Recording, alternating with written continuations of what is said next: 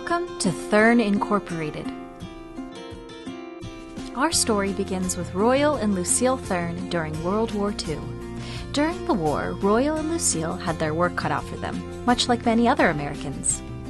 Royal was serving as an engineer overseas, while Lucille was at home raising their 4 children, Joy, Danny, Royal, and Mike.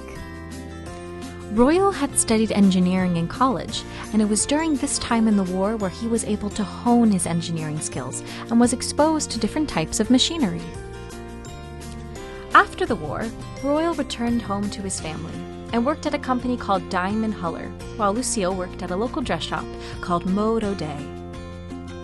Royal's job proved to him that machines were becoming an important part of our everyday lives. He enjoyed solving the mechanical problems that his customers faced and found solace in providing top-quality workmanship. His interest in this field grew through his work experience, and he and Lucille decided that they could innovate and engineer better machines. They dreamt of starting their own company, a risk of great worth when you have 4 children to feed. Despite the risk, Royal and Lucille decided to start their own business. They built a small 20 by 40 cement building at 3760 4th Street in Goodview, Minnesota. This would be the home of their new business, Thurn Machine Company. Royal would engineer machines, with Lucille by his side keeping the company on track to greatness. The first tool Royal innovated was inspired by his neighboring farmers. The motorized metal corn sheller was one of the first products that Thurn Machine Company created and sold.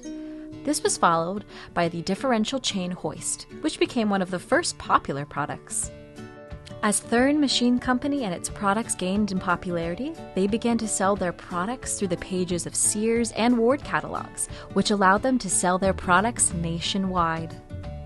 In 1956, Thurn Machine Company officially became an incorporated company. With the incorporation came inspiration, and Thurn Machine Company began to narrow down their product field. They focused on producing top-quality hand winches as well as introduced the davit crane. These products continue to be popular to this day. Shortly thereafter, tragedy struck. Half of the plant was destroyed by a fire. As Royal surveyed the wreckage, his devastation was soon replaced with resolve. While he combed through the burnt factory, salvaging what he could, he already had another place in mind where they would start anew.